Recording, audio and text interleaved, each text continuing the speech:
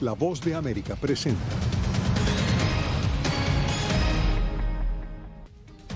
Para implorar a Dios el perdón. Papa Francisco pide perdón a indígenas canadienses por abusos perpetrados por la Iglesia Católica.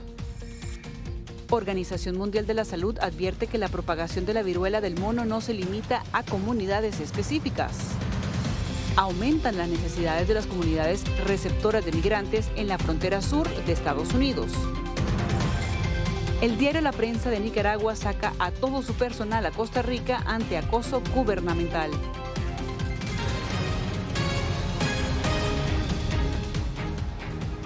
Hola, ¿qué tal? Les saluda Cristina Caicedo Smith y bienvenidos a El Mundo al Día.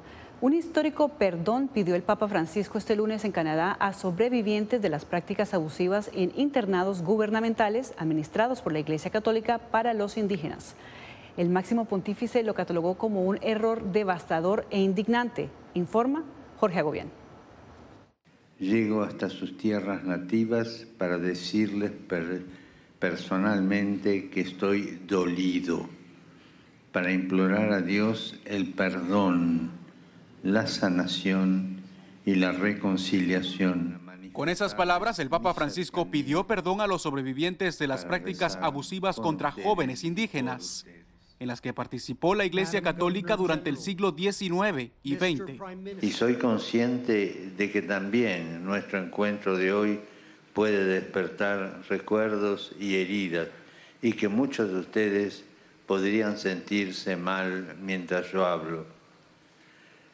Pero es justo hacer memoria, porque el olvido lleva a la indiferencia. Y como se ha dicho, lo opuesto al amor no es tanto el odio, es la indiferencia.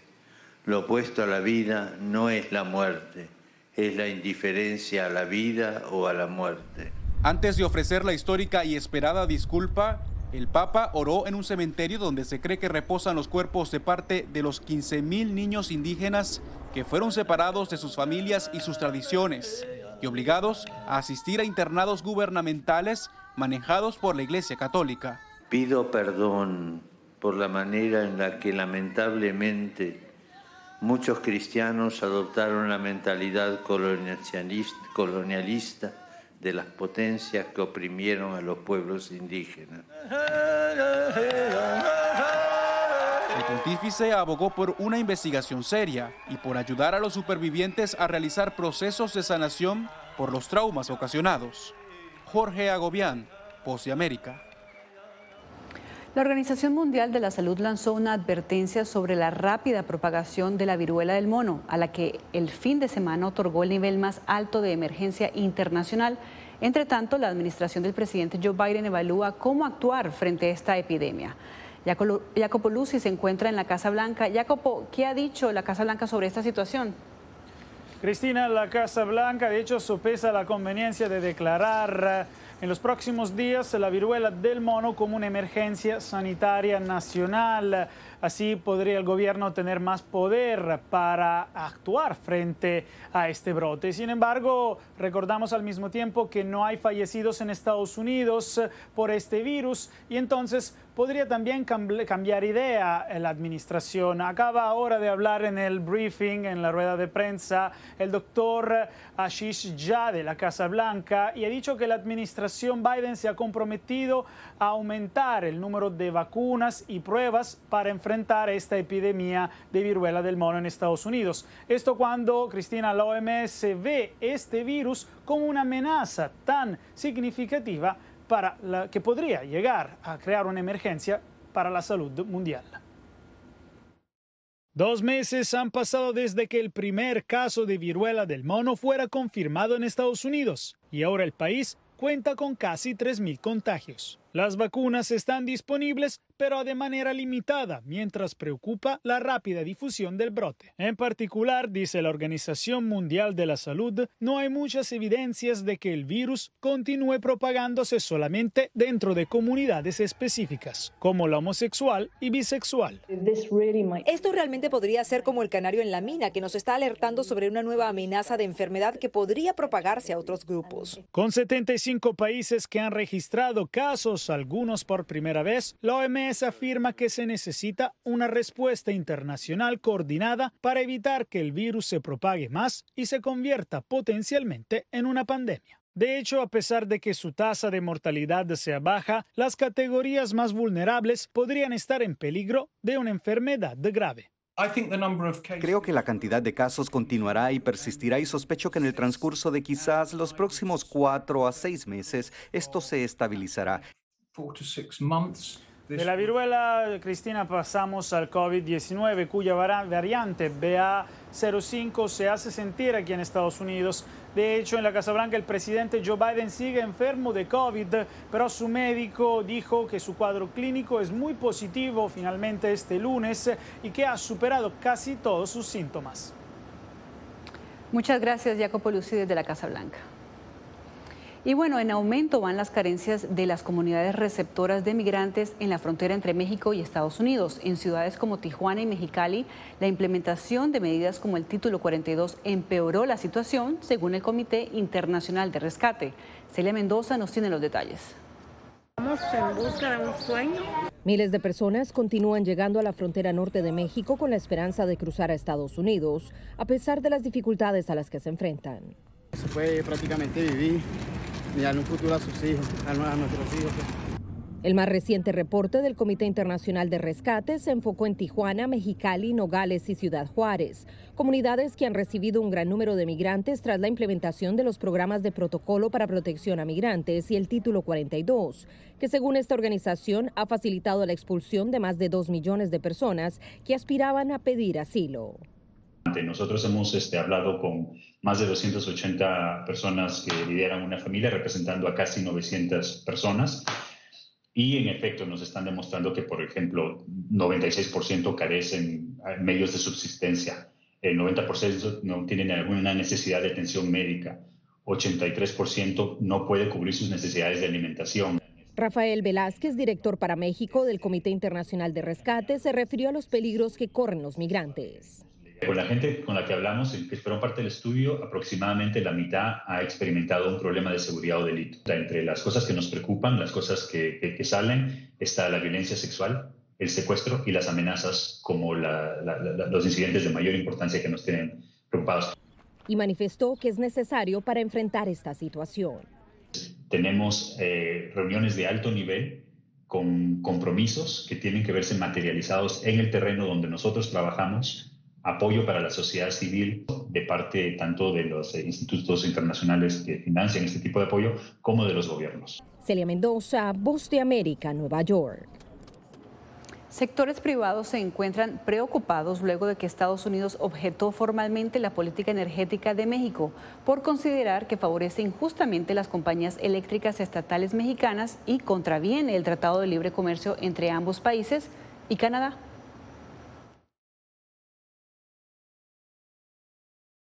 Estados Unidos y Canadá acusaron a México de violar en el sector energético las reglas del acuerdo comercial conocido como TEMEC. Esto es una discriminación de las empresas privadas que podían participar en el sector, así que era un anuncio esperado, no se veía de otra, puesto que están en juego pues, miles y miles de millones de dólares que se han invertido en el sector energético por parte de empresas tanto nacionales como extranjeras, y que evidentemente buscan proteger sus intereses. Las afectaciones podrían llegar a otras industrias, entre ellas la automotriz, que en 2021 generó unos 5,000 millones de dólares de inversión extranjera. Es importante proteger nuestro mercado y nuestro país, pero bueno, sabemos que Estados Unidos es una potencia mundial de la cual pues debemos de tener en cuenta para seguir haciendo negocios de manera transnacionales, ¿no? El presidente insiste en defender su política por encima del acuerdo comercial. No vamos nosotros a ceder, porque es un asunto de principios. Tiene que ver con la soberanía. El patriotismo no se negocia. El sector empresarial advirtió de las graves violaciones al TEMEC y con anterioridad rechazaron las reformas impulsadas por el gobierno. De no llegar a un acuerdo podrían perderse al menos 22,000 millones de dólares en inversión privada según medios especializados, y el país dejaría de tener preferencias arancelarias con afectaciones a las exportaciones de hasta 30,000 millones de dólares. Javier Egar, Voz de América, Ciudad de México. Las familias de los 6 migrantes hondureños que fallecieron el mes pasado al interior de un camión en Texas recibieron los cuerpos de sus familiares y procedieron a darles el último adiós. El informe con Óscar Ortiz en Honduras. Entre el dolor de sus parientes fueron sepultados en Las Vegas, municipio de Santa Bárbara, los restos de los 6 migrantes hondureños fallecidos el mes pasado en un camión en San Antonio, Texas. Los fallecidos son los hermanos Alejandro, Miguel y Fernando José Caballero, Margie Tamara Paz, Aela Ramírez Quesada, Yasmín Bueso Núñez y Belkis Esmeralda Anariba. Es un dolor muy inmenso el tener que venir a recibirla así. Es algo que no le deseamos a nadie, pero cosas que pasan y tenemos que saber pedirle fuerzas a Dios.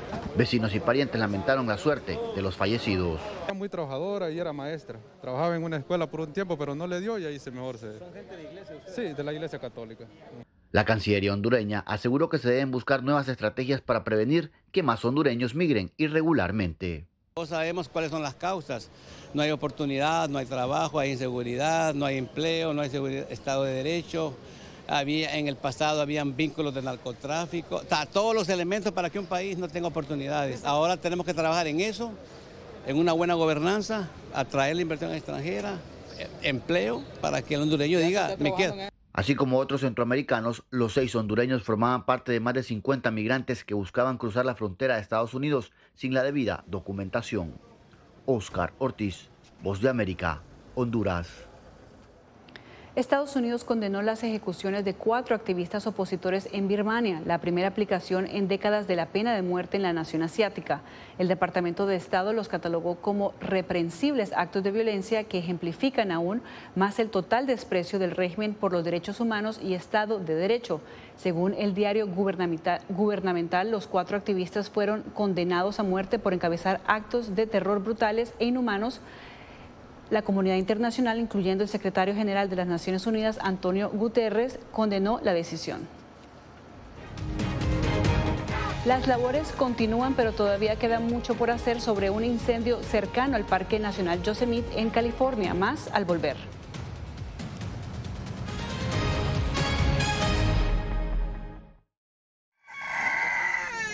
They are scared. Some of them lost their houses during bombardments. Si quieres conocer más de estas historias, conéctate en Boa Plus con Alas que Ayudan y viaja con la Voz de América en el avión que un piloto argentino puso a disposición de más de 1000 ucranianos, con niños, mujeres y personas con enfermedades que escaparon de su país, que huyeron de la guerra en busca de refugio hasta que lograron reparar sus alas rotas.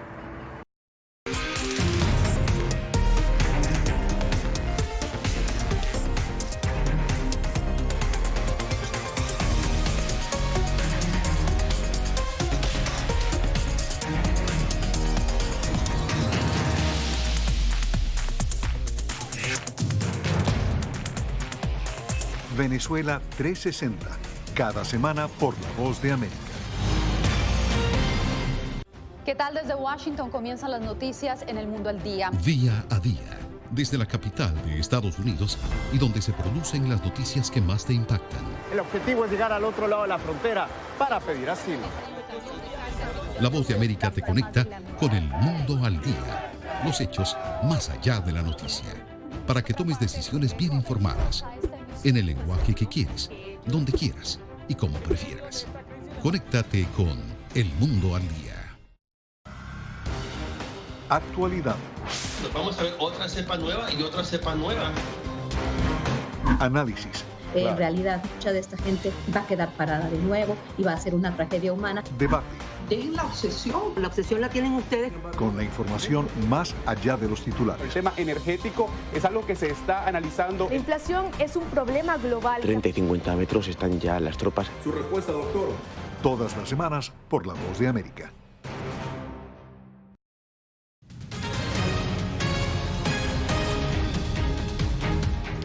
Bomberos en California continúan trabajando para frenar la propagación de un gran incendio forestal que arde en el bosque cercano al Parque Nacional Yosemite, donde miles de residentes de las comunidades montañosas están bajo órdenes de evacuación. Más de 2.500 bomberos con apoyo de aviones han luchado contra el incendio. Y bueno, California avanza en su batalla contra las armas de asalto con una nueva ley inspirada en la ley antiabortista de Texas. ¿Qué tiene que ver una legislación con la otra y por qué el gobernador de California decidió implementarla? Verónica Villafañe informa. El gobernador Gavin Newsom convirtió a California en el primer estado del país en permitir a ciudadanos privados demandar a quienes fabriquen, vendan, transportan o distribuyan armas de asalto ilegales y armas fantasma por daños y perjuicios, $10,000 por cada arma, además de honorarios legales. La ley copia el modelo de la ley antiabortista de Texas. Si Texas, el gobernador Greg Abbott y la dirigencia republicana van a usar este marco para arriesgar la vida de las mujeres, nosotros en California vamos a aprovecharla para salvar vidas. Para reafirmar su punto, Newsom publicó anuncios en diarios de Texas en los que cambió la palabra aborto de una cita del gobernador Abbott a violencia de armas como causa de muertes de niños. Grupos pro armas dicen que irán a la Corte para bloquear la ley porque consideran que viola la segunda enmienda de la Constitución. Pero ese argumento es dudoso en este caso, dice David Carrillo, director ejecutivo del Centro de la Constitución de California. La ley de California solo apunta a las armas de fuego ilegales y no existe el derecho constitucional federal de poseer armas de fuego ilegales. Los estados tienen una autoridad bastante amplia para regular las armas de fuego. Carrillo señala que tanto la ley de California como la de Texas fueron diseñadas para evitar la jurisdicción de los tribunales federales. De manera que vamos a ver a los tribunales federales enviar ambas leyes a sus respectivas cortes estatales, donde los casos podrían tener resultados muy diferentes. La ley, que entra en vigor el 1 de enero del 2023, está escrita de manera que se anularía si la Corte Suprema invalida la ley de Texas. Verónica Villafañe, Voz de América, Los Ángeles. El juicio para imponer sentencia al atacante en la escuela secundaria Parkland en Florida, Nicolás Cruz, podría extenderse aproximadamente 6 meses. La Fiscalía ha anunciado que cuenta con 1,000 testigos que rendirán declaraciones del tiroteo ocurrido en febrero de 2018. Dos alternativas tiene el jurado en el juicio para sentenciar a Nicolás Cruz, quien se declaró culpable de atacar a la población de la escuela secundaria Marjorie Stoneman Douglas, ocurrida en el sur de Florida en febrero de 2018. El acusado puede enfrentar la pena de muerte o cadena perpetua. Todo puede definirse a lo largo del proceso judicial que se desarrolla en Fort Lauderdale y que puede extenderse hasta por 6 meses. Les voy a hablar de lo innombrable, del asesinato intencionado, planificado y sistemático de este imputado. El asesinato masivo de 14 niños, un director deportivo, un maestro y un entrenador. El fiscal Michael Satt, en su primera exposición este lunes, describió con mucha precisión la cronología del ataque dentro de la escuela, incluyendo detalles de cada asesinato. Posteriormente, sobrevivientes de la masacre han rendido testimonios. Tenía un rifle en sus manos. Me quedé atónito solo por un segundo y él me dijo, fuera de aquí, las cosas están a punto de empeorar. Anthony Borges, estudiante de la escuela en 2018, sobrevivió al ataque y mostró durante la audiencia las heridas por arma de fuego que sufrió. Todo el mundo estaba confundido. Todo el mundo acababa de salir de la clase. Había mucha gente en el pasillo. Entonces decidí salir. Ahí es donde vi el arma. Cruz se declaró culpable de 17 cargos de asesinato en primer grado. Al final del juicio, los integrantes del jurado deberán votar 17 veces por cada uno de los fallecidos si recomiendan la pena capital. José Pernalete, Voz de América, Miami. El gobierno de Rusia dijo el lunes que sus ataques con misiles puerto ucraniano de Odessa no deberían afectar un acuerdo para reanudar las exportaciones de granos. El portavoz del Kremlin, Dmitry Peskov, dijo que los ataques afectaron solamente infraestructura militar. Funcionarios ucranianos dijeron que procuran despachar esta semana el primer cargamento de granos luego del acuerdo que Ucrania y Rusia firmaron la semana pasada. El diario La Prensa retira a todo su personal de Nicaragua ante el hostigamiento gubernamental.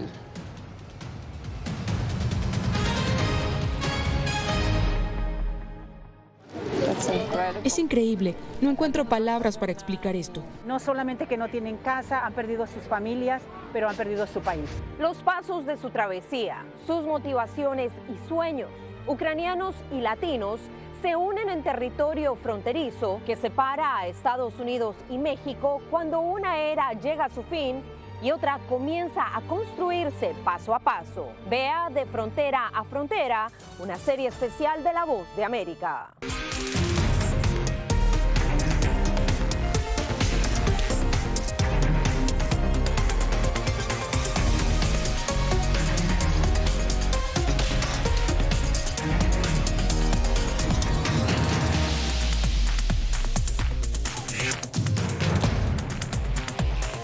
Venezuela 360, cada semana por La Voz de América. ¿Qué tal? Desde Washington comienzan las noticias en El Mundo al Día. Día a día, desde la capital de Estados Unidos y donde se producen las noticias que más te impactan. El objetivo es llegar al otro lado de la frontera para pedir asilo. La Voz de América te conecta con El Mundo al Día. Los hechos más allá de la noticia. Para que tomes decisiones bien informadas. En el lenguaje que quieres, donde quieras y como prefieras. Conéctate con El Mundo al Día. La Voz de América te invita a ser parte de nuestra familia a través de las redes sociales. Encuentra en tu muro las últimas noticias de tu país en su conexión con Estados Unidos, la región y el mundo. Historias que empoderan las voces latinoamericanas de política, economía, salud, actualidad, balanceadas y precisas. Únete a un equipo de origen hispanoamericano que trabaja para conectarte con los tuyos. Síguenos en Facebook y conviértete en protagonista de una historia que tú mismo ayudarás a construir.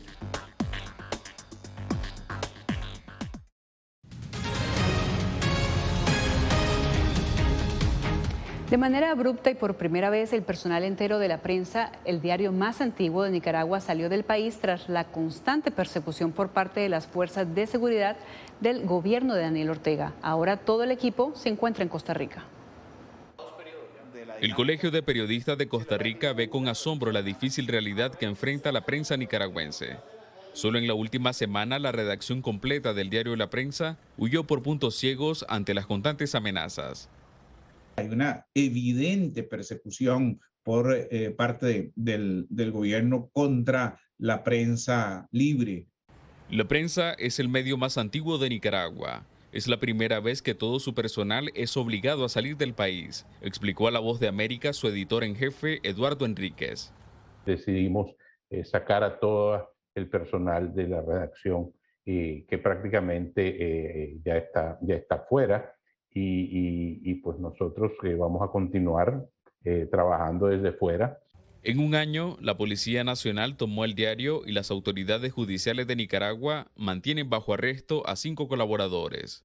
Es totalmente absurdo que los tengan detenidos. Son simplemente personas que estaban realizando un trabajo honesto y legal. Mientras, la sociedad civil y las autoridades gubernamentales de Costa Rica siguen brindando protección a 136 periodistas exiliados. Que pueden venir desde Costa Rica a ejercer esa libertad de prensa, esa libertad de expresión sin temor.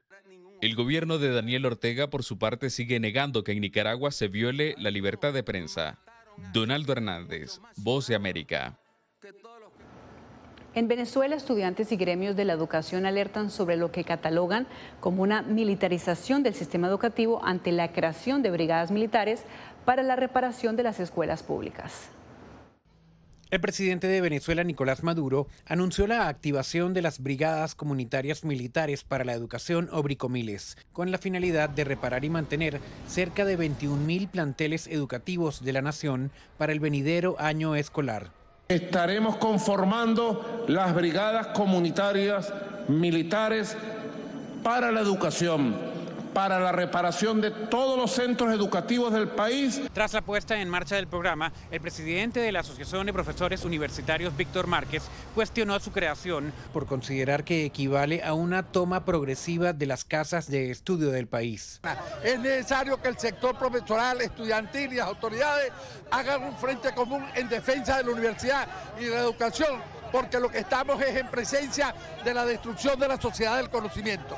Desde el sector estudiantil, el presidente de la Federación de Centros Universitarios de la Universidad Central de Venezuela, Jesús Mendoza, repudió que uniformados se presenten en centros de educación porque, en su opinión, violaría la autonomía universitaria. Nicolás Maduro, en vez de estar pendiente de darle presupuesto a los colegios y universidades, en vez de aumentarle el sueldo a los profesores y darles garantías y reivindicaciones a profesores y estudiantes, hoy está pendiente de militarizar los centros educativos con una intención totalmente ideológica y con una intención de mezclar la militarización con el sistema educativo venezolano. Maduro dijo que las llamadas bricomiles están integradas por efectivos militares y miembros de los comités de educación y protección social de los consejos comunales, bajo la coordinación del partido político oficialista Somos Venezuela.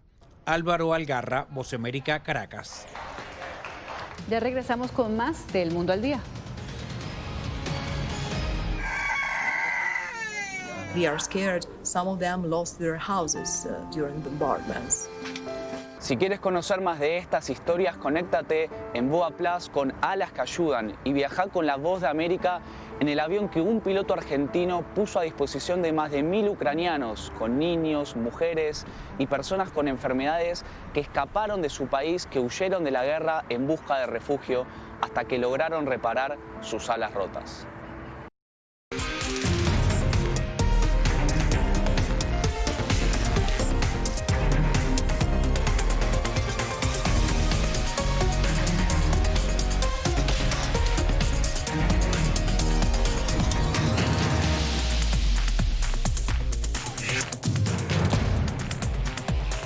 Venezuela 360, cada semana por La Voz de América.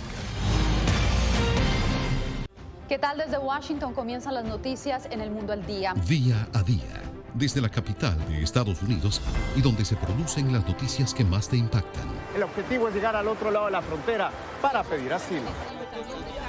La Voz de América te conecta con El Mundo al Día, los hechos más allá de la noticia, para que tomes decisiones bien informadas, en el lenguaje que quieres, donde quieras y como prefieras. Conéctate con El Mundo al Día. Actualidad. Nos vamos a ver otra cepa nueva y otra cepa nueva. Análisis. En realidad, mucha de esta gente va a quedar parada de nuevo y va a ser una tragedia humana. Debate. Dejen la obsesión la tienen ustedes. Con la información más allá de los titulares. El tema energético es algo que se está analizando. La inflación es un problema global. 30 y 50 metros están ya las tropas. Su respuesta, doctor.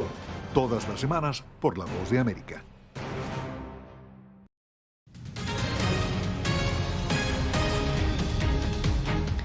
La Web3 es la evolución del Internet que conocemos y su principal característica es que es descentralizada y ofrece a los humanos interactuar en el ciberespacio como avatares. En América Latina, algunos lo usan con la intención de generar impacto social. Mira, todas estas piezas. La Web3 se refiere a la evolución del Internet que conocemos y su principal característica es que es descentralizado e inmersivo, con ciberespacios por donde los humanos pueden interactuar social y económicamente como avatares. Gracias a este formato, los impulsores de la Web3 aseguran que esta revolución digital está destinada a transformar el Internet y provocar un cambio social y económico global.